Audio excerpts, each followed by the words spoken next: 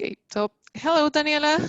Um, Welcome to this interview. I'm going to be your interviewer for this interview. We would like to see how would you implement a problem that I'm going to share with you, and I'm going to start sharing a document where you can also join and go with me over the problem. But first, before that, would you like to share a little bit about yourself, about what are the kind of work that you are doing or your previous projects? Absolutely. So hi, I'm Daniela, and I'm currently working with Heritage Robotics as a senior software engineer. I develop containerized Python applications that I deploy on OpenShift. And the area of my interest is event-driven architectures with a focus on Kafka. Awesome. And would you have any challenges while you are like doing these kind of projects, or something that you would like to mention about your professional experience? So as far as challenges go, I think this is a challenge as well as an opportunity. There is so much to learn, and there's there's something that's changing every day.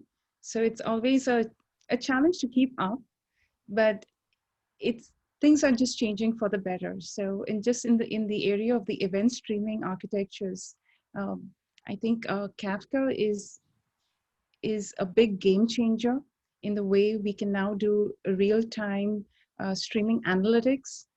And so that is something of my interest. And I am very much looking into getting into open source development and looking into getting involved as a committer on the Kafka project.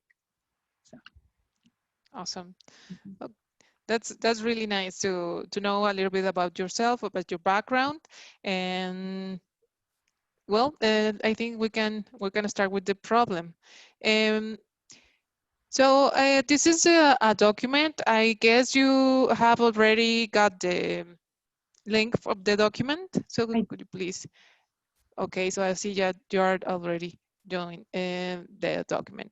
So here's the description of the problem. So I'm going to just going over the problem with you, and then you can take over for the implementation of the solutions that you can design and code. And so this is a kth smallest element in a binary search tree. And so you know that a binary search tree, it's a tree that all the elements on the left of on the left branch of each node are less or equal than the right node. And based on that, we want to have the kth smallest element. We want to know how we can find the kth smallest, and probably try to do that in a very short time or in a linear time. So we will let you give us your solutions. So this is the first example. There is, for example, this small tree with the tree in the number 3 in the root, and you have at the left like a binary search tree, minor or yeah, um, less than 3 number, and then 2 and 4. And in this case, if we want to have the first, like the k equals to 1, the output is 1, right? Because it's the first element in the left branch. yes. Mm-hmm. And then in the example number 2, we have this 3, and k it's equals to 3, Mm-hmm. right? Mm-hmm. So the output is also the number 3 in this case. Mm-hmm.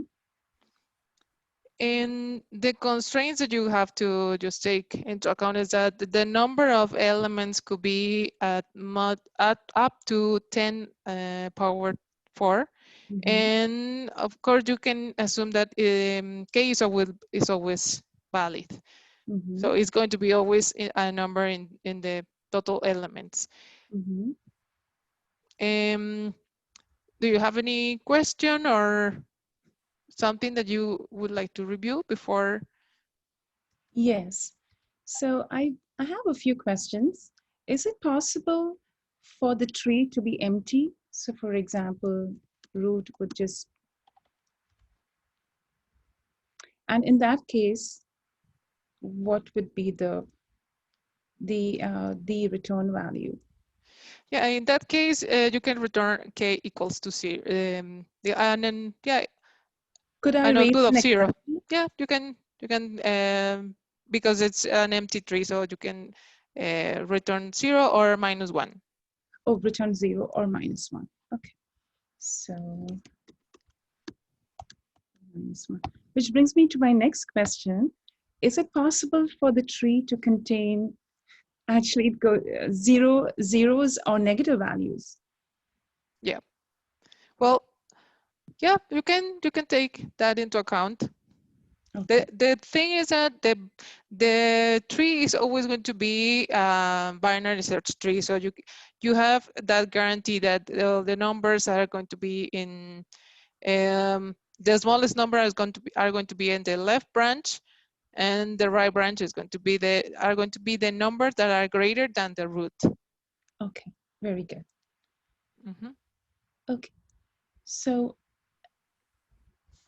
as I'm going through this, and I see that this is a binary search tree, and like you mentioned in a binary search tree, for every node, the values in the left subtree are going to be, they have to be less than or equal to the current to that node, and that node's value will be greater than the values in the right subtree. And we have to find the Correct. kth smallest element. And so I also am aware that if we were to do an in-order traversal of the binary search tree, it will give us, so I'll just write down some notes here. So the in-order traversal of the BST should yield a sorted list of values. And we could use this to our advantage because the kth smallest element would then effectively be, this would translate to the kth element in the sorted list. So I'm going to just validate my thought here. So with the in-order traversal example, like here, the in-order traversal, in this case, the in-order traversal would yield a list where in the case of in-order traversal, we're going to traverse all the way left, then the node, and then the right. So here would be 1, and then 2, then 3, then 4, then 5, then 6. And then this way we can get to this third element. And so that's my thought for just this brute force approach that I have in mind. And as I think about it, in terms of the time complexity, um, it does depend on my tree. Now, trees can come in different shapes. So you could have a perfect, the perfect binary uh, tree where everything's well balanced, but then you can also have trees that are skewed to the left. So in Yeah. the worst case scenario, uh, depending on where this element is located, I might have to, uh, or rather, where this element is in the relative to the total number of nodes. So, for example, if it is lower numbered, then, and also depends on the shape of the tree, I could get to it earlier, and in my as I'm recursing Right. back, uh, as I'm navigating this tree, and since I mentioned recursion, I wanted to say that since it's for the brute force approach, I would like to choose the recursive approach to recurse and do like a depth first search and then to the in order traversal of it. Mm-hmm. So that's what I'm Okay. going to do. Uh, Sounds fair enough. I think that that would be a good approach for mhm. starting this solution. So, would you like to start encoding the solution? Yeah, I would. Okay. And the time complexity, Okay. the Sorry. ON just mentioned that the space complexity, since this is a recursive approach, um, in terms of the space complexity, if I have to recurse all the way to the lowest tree leaf node, then that's going to take me that's going to give me a space complexity. Uh, Well, as far as the space complexity goes, yeah. So if I'm recursiving all the way down to this particular leaf node, so the space complexity would be the amount of space that I'm using on my stack. So that would be about the OH. And I might revisit these complexities once I'm done with my coding. So Okay. I'm going to get started with the coding. So for this, first of all, I want to look at the signature of this function. So I'm given a binary search tree. So I'm assuming I'm going to be given a root node. And then I have to find the kth smallest element. So I'm going to assume that I'm given an integer. And I have to return the value, correct?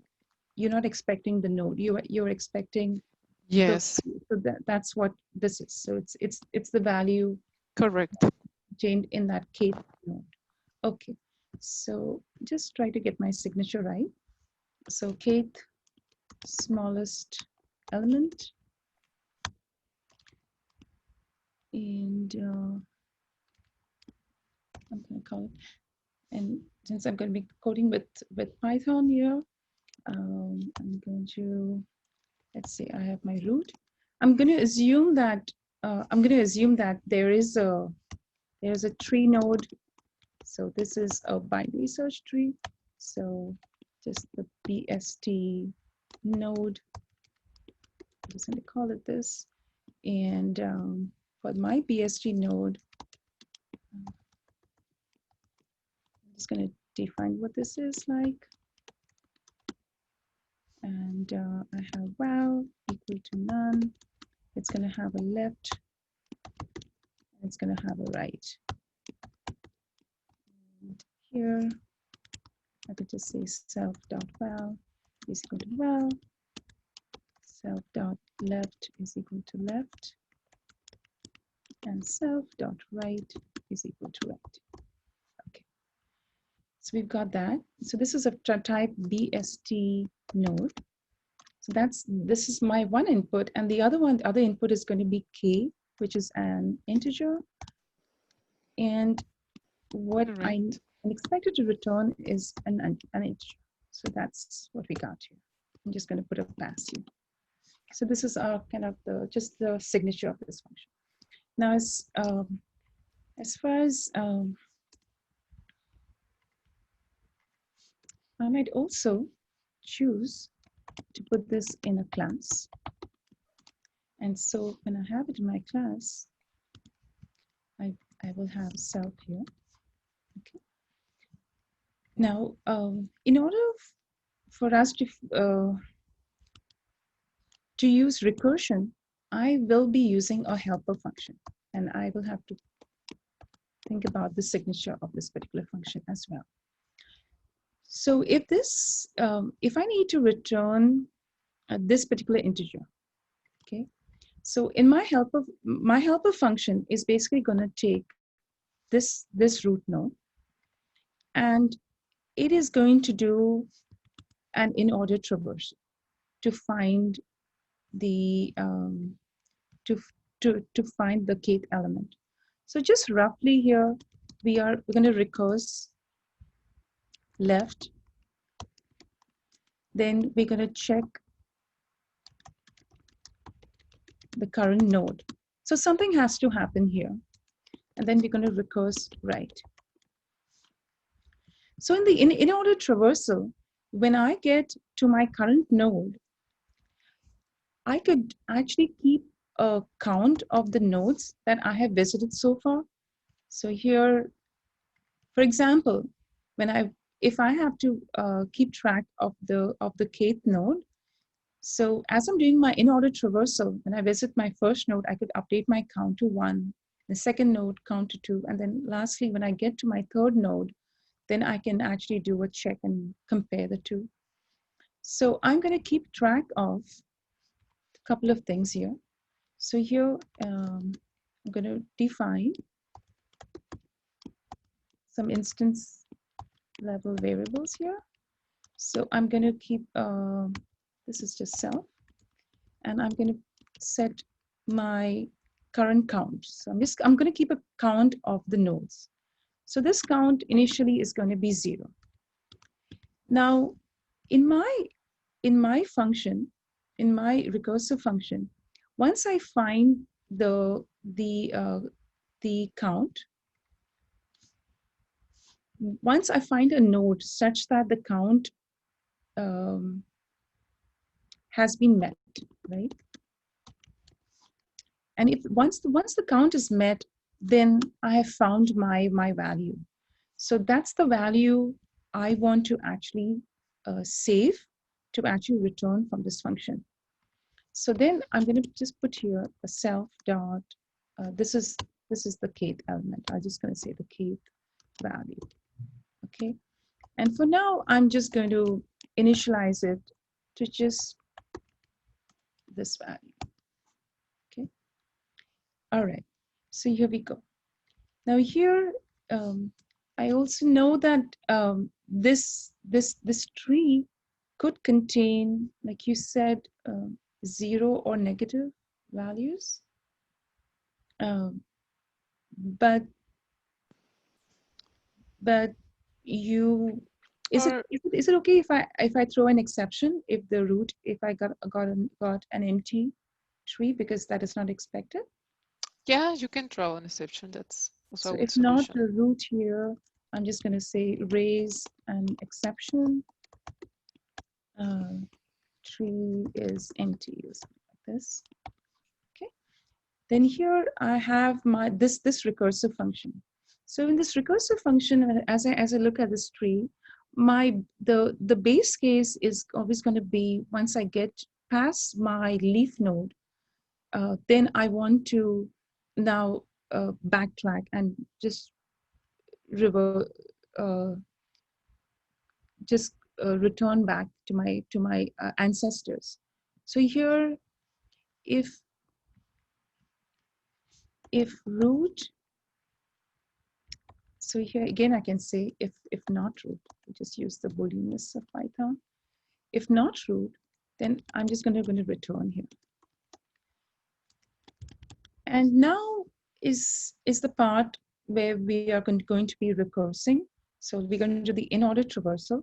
So we could do helper, we'll do root dot left. And then when I get to my particular node value, that's when I can increment my count. And then I can do a check if self dot count is equal to k, then I can actually return my root dot val. And then here, this is your the typical the in-order traversal. And here, so instead of returning, we can't just return root dot val here. In the helper function is not returning anything. And these calls are just going to be returning back. So we are going to save this actual value. So we're going to actually set my self.kth value to be equal to root.val. So this way, the moment our count is reached, we can update this particular value. And as I'm going through this, and we just do a just walk through this particular tree here.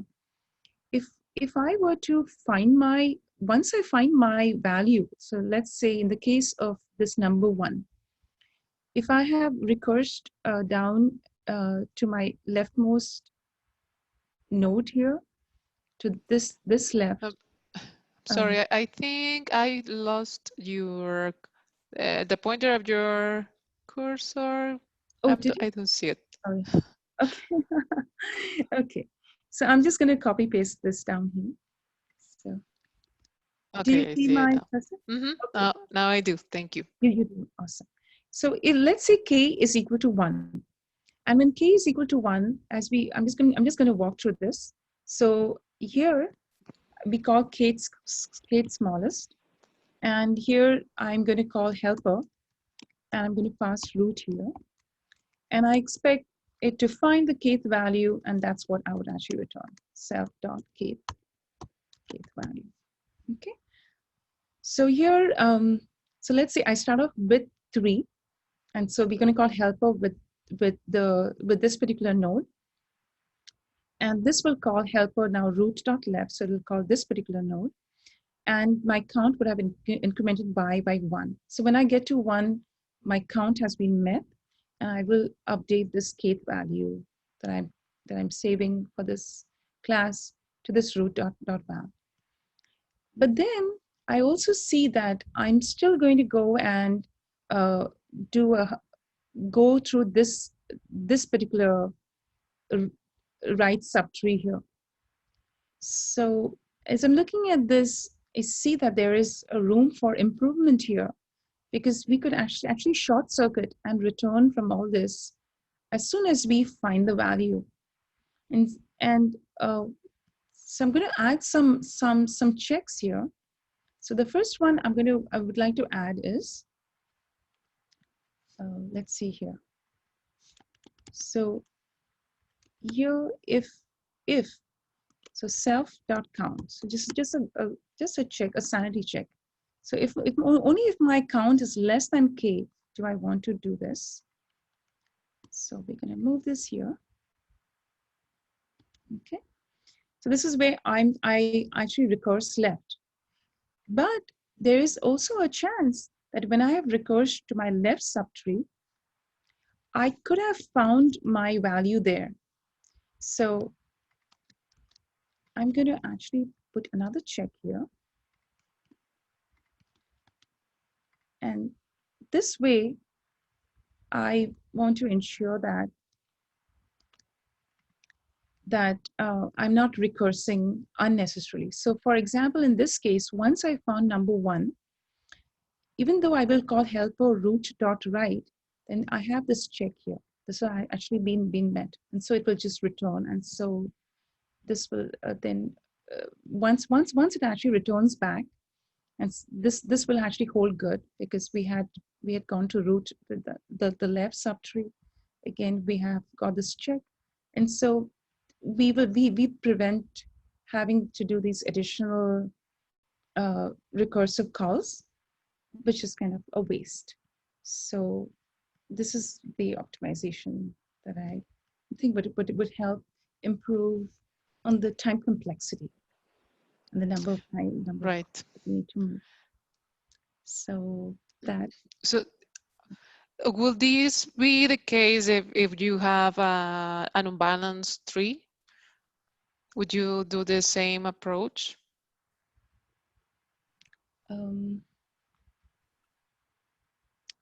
Yes, I would actually.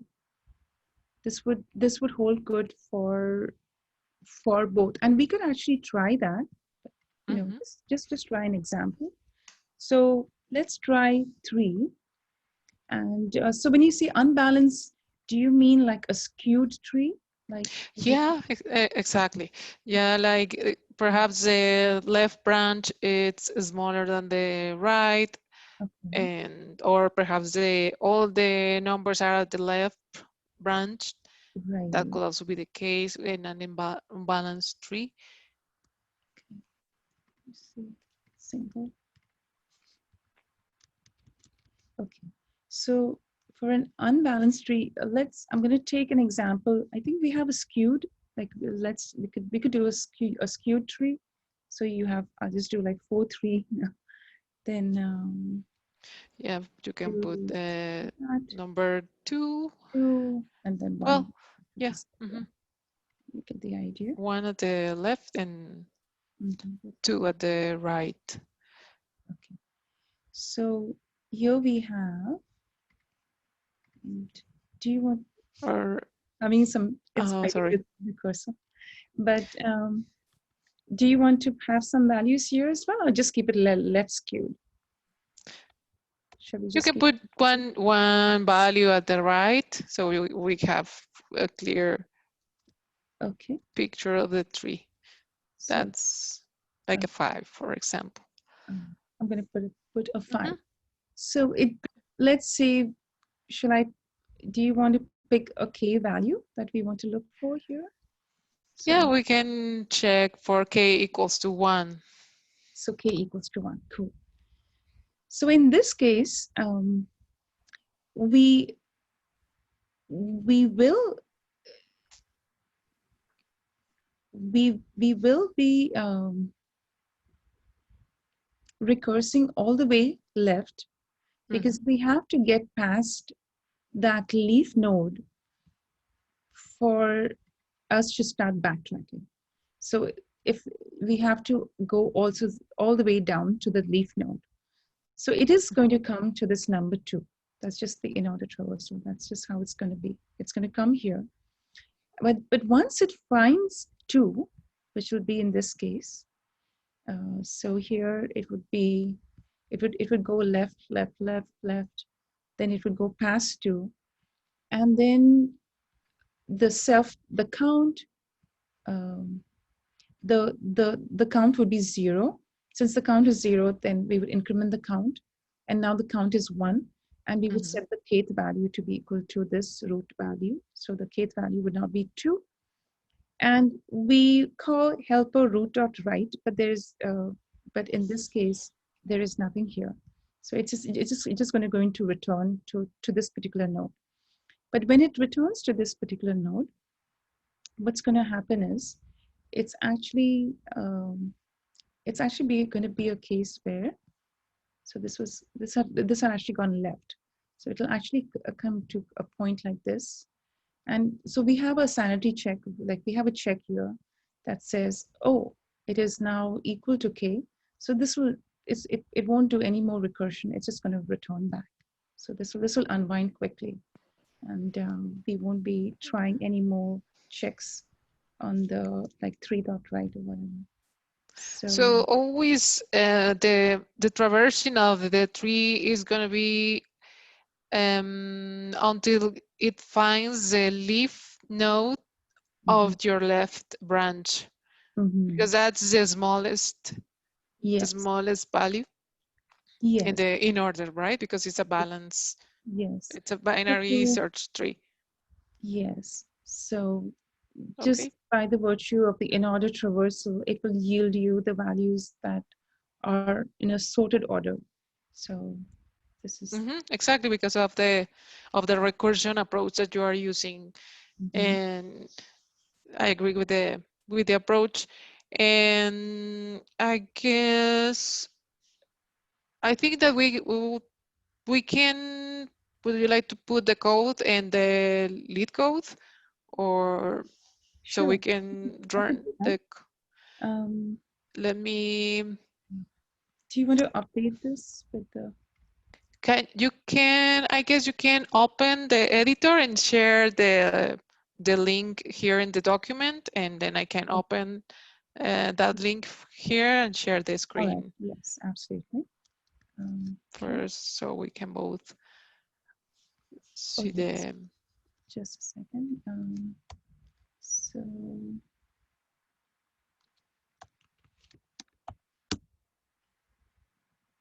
this is problem number. Um, so, all right. 230. Okay, just a second. 230. the smallest element. And let's see. Okay. All right. So would you like me to share my screen, or should I share my screen?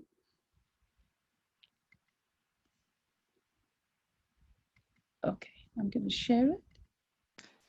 Can you Sure. see my screen?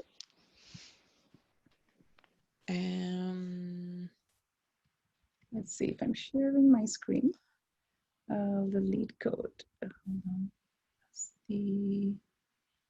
Okay, let's see.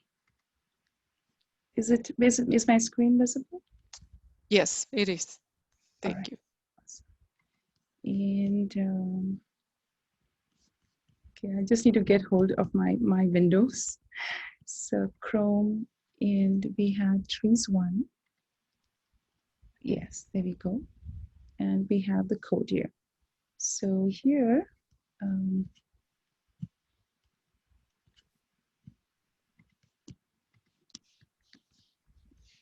gonna have to put it here. Okay, so there we go. Kate value is there. And this one, we got here. And this.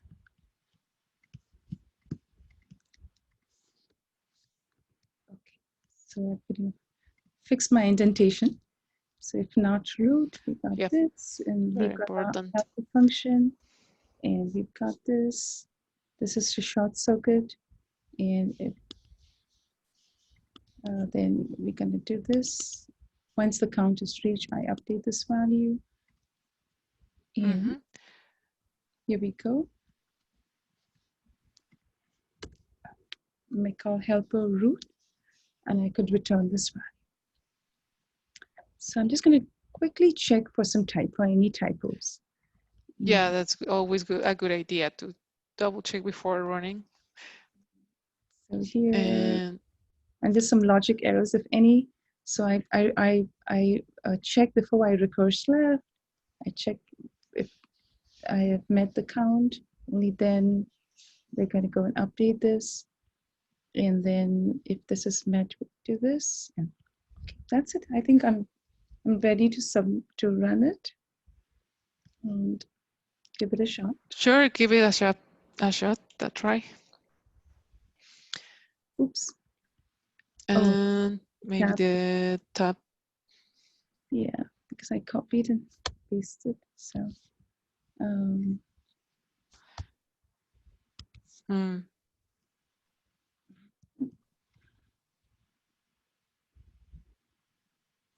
The same. Okay. Yeah, that happens when you copy and paste it from the document. Yeah. Yes. Okay. So We'll don't worry. I think we can, before going to this, I think we can talk a little bit about what optimizations do you think you can do to this. Yeah, for example, thinking about an edge case where you what would you do if the tree were uh, modified it, and you will have to like keep tracking of what are the contents of the tree, so you have always the gate value updated. So yes, that's a good. what would you do in that case? How could you change your approach to take that into account? So can I switch back to the whiteboard? Sure, go ahead. Okay. So the question is, what is? Am I sharing my? Yeah, you're sharing, but the window is still share the lead code. I guess you can or All right. minimize it or Let me do a new share share. again. Let me do Right, maybe doing a new share is better. And or I can share the document if you want. I think I could do it. Let me try.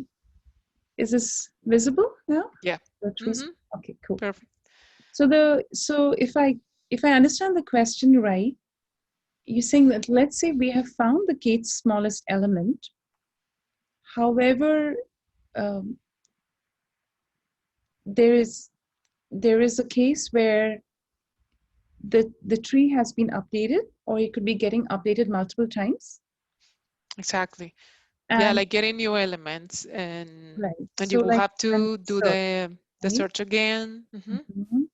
So we could have had an insert, or when you say update, the tree is updated, there could be an insert, or a node could have been deleted also, right? Yeah, So that could be these also the things case. could have happened as well. So basically, the tree is getting modified. Exactly. Okay, and the question is, what can we do to make sure that this k's smallest element is is um, is current? Updated. It is reflecting the current state of the tree, right? It reflects Exactly. the latest state of the tree. Well, that is a good question. So again, I would first lean on just the definition of the binary search tree. So we know that for the binary search tree, that the elements are always going to be in a sorted order. So for Yeah. example, again, we'll just go, I'm going to take this tree as an example. So like the in order traversal here was 1, 2, 3, 4. But if I could have changed, um, so I will use something like a delete operation, because these are, so let's say my k's smallest element is, so in this case it was 1, because my k is 1. But what if 1 was actually deleted? So once 1 has gone, so now you have Yeah. to find out the new element. So in And that case, uh-huh. go ahead. Yep. I think we have, I think that was my mistake. I should have 2 instead of 1, and 1 should be at the left, because 1 it's smaller than than okay. Well, no, you know, I was, no, I think it's fine. That's Yeah, fine. yes, this looks good, because the Okay. in-order traversal is yielding the values in a sorted order. So Mm-hmm. this does look this does look valid.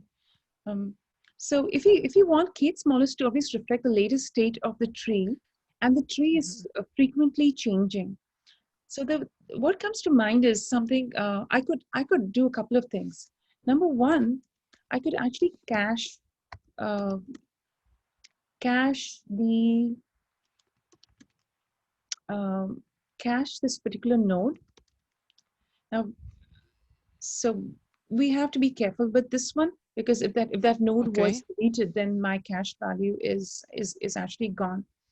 So in the case of a deletion, so if it were possible, and this would be a check before the modification, before the inserts or the deletes, I would check if that particular node that is that the value that has to be deleted, is it equal to or is it less than my current node?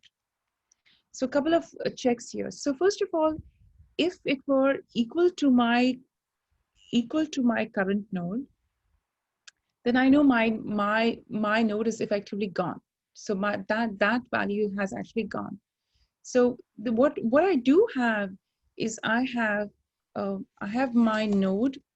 I have the references to its left and to its to its right subtrees. So if so, these are the couple of edge cases. So suppose k was equal to 1, and 1 itself is actually deleted. So now Right. my kth smallest node um, would actually have to get updated to the next one in this particular list. Yeah. In the case of a delete operation. Mhm. Right. So Okay. yeah, so that would have to be done. And Okay. likewise, so we would just kind of rely on that, on the fact that that the tree is actually sorted, Mm-hmm. and Mm-hmm. Right. I could compare that these values that are changing with my current value. Now, for example, if something that is greater than one, right? Suppose the value that is getting deleted is a 4. It does not matter to me because it's actually greater than 1. I'm more concerned about the values, about values changing that are less than me or equal to me. So that's kind of just the idea that I would do to Good. Okay. I think that's a good approach. Mhm. And I think we have only, what about the time complexity Mhm. and the approach that you were Mhm. using? Yeah. Okay, so it's big O of n, and the space complexity big O of h, which what is h? So h is actually the height of the tree, because this is again we Okay. are using recursion, and uh, it's like a depth first search. So Yeah. in the case, for example, just look at like a left skewed tree. You would have to recurse all the way down to the leaf node. Either way, in an in order traversal, you're always recursing to the leaf node, and you Right. could have different Mm-hmm. kinds of trees. So in this case, this edge also happens to be the height of the tree, because this is like way down. But you could also have another kind of tree where you could have like other values here, and you could have another Branch. like these branches that are leading further down. But Mm-hmm. um, but it just depends on your k value. And if you find it earlier, then all good. But in the worst case, you would have to recurse all the way down to your leaf node. And if that leaf node is happens to be the one at the highest level of the tree, then Right. that's going to be corresponding to the height of the tree. So those are the worst case. So Right. Correct. Okay, Daniela, and I don't know if you want to fix the tabs, oh, the or I tabs. don't know, or or we can leave it with the another time complexity. I think that's a good approach. I think that the other approach that I don't know if you have considered could be like, instead of you using recursion, you could use a stack and do the traversing using a stack structure, which also it's like very similar with the approach that you are following. Just instead of using the stack of the interpreter of the or the framework that you were using, Mm-hmm. you will be using a data structure by yourself, or a stack, which Oh, is also a solution or a way to solve this problem. So thank you for the explanation. It was a very good exercise, and I don't know if we can, if we have any questions from anybody that would like to maybe share, or any thoughts. oh yes. The question, so Gabriela, there are some questions in the chat. It says, why do we have two self.count less than k? So Okay, that's from Culling. So I'm going to try and calling, and yeah. Culling and answer that. So the reason for that is, when you look at any node, right? You have a left subtree and you have a right subtree. We are trying to be efficient here. So here, at the very at so here at the very start, correct? So let's say, this was an example. So we've Mhm. come right here. Let's say you have traversed all the way to node 1. Okay, and now you've come to node one, and you have recursed. You are, You went past. uh, sorry, Daniel, I'm not seeing the tree, or I don't know, you are pointing at part of the code, or Oh yes, sorry. can I you, mean, let me share this again. Is this visible? Is my we screen are visible? we are looking at the code of the lead code. Okay. Yes. So I'm actually referring to the lead code. What I could do is, can I can probably zoom in, or Yeah, that looks better. yes, because I have the code as a side by side there, so I thought I could show it. So here, so there are actually two reasons. So the first thing is, this is just for the sake of efficiency. So as I said, once I find my node, right? I was looking for the first value for k equal to 1. Once I find it, I want to actually kind of short circuit and not do any more traversals to any subtrees. And so that is the primary reason for this.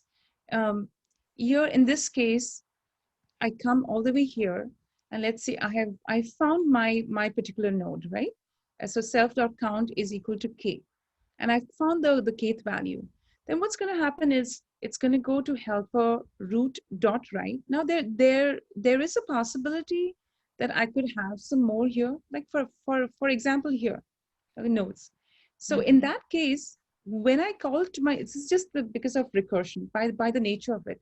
When I call Mm-hmm. the helper function, right? I don't want to do any more recursion there. So I just had an idea here. So for example, just going down this thought. So let's say I wanted the k equal to 1. Okay, so I found 1.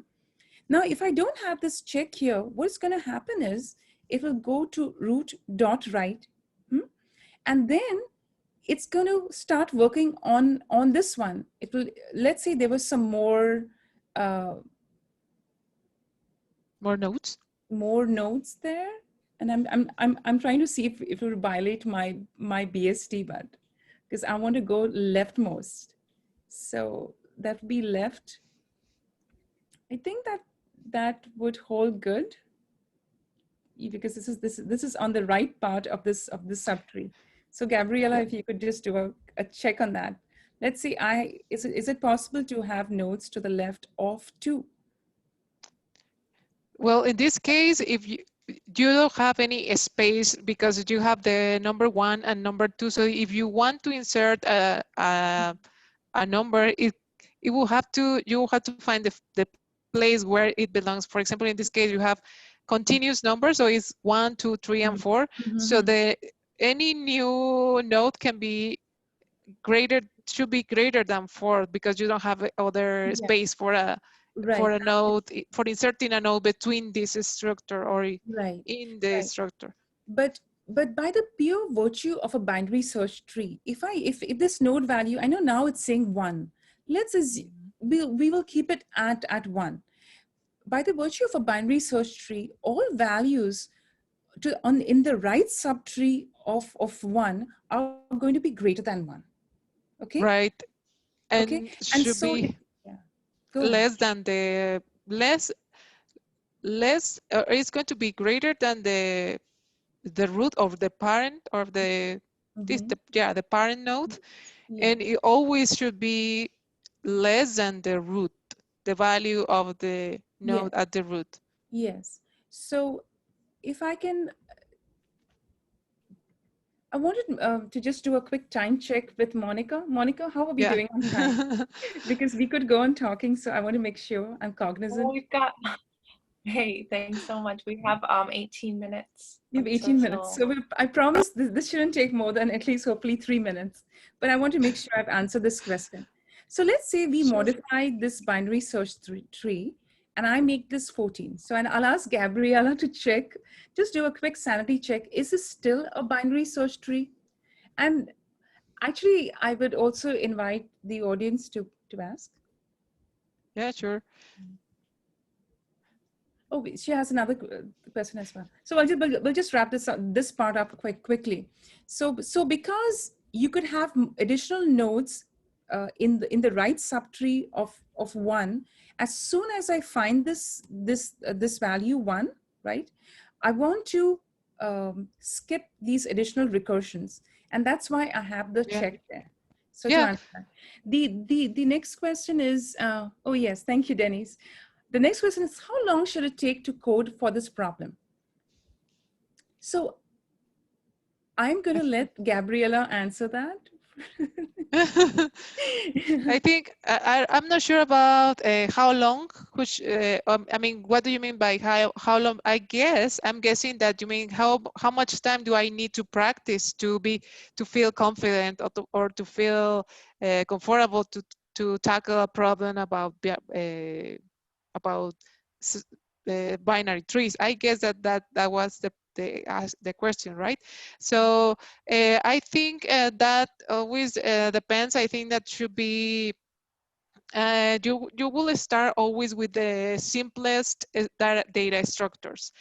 For example, the simplest is the linear array, and then you can go when you feel comfortable with that structure, then you can move on with with list, for example, with list, simple list, and then you can move to double list.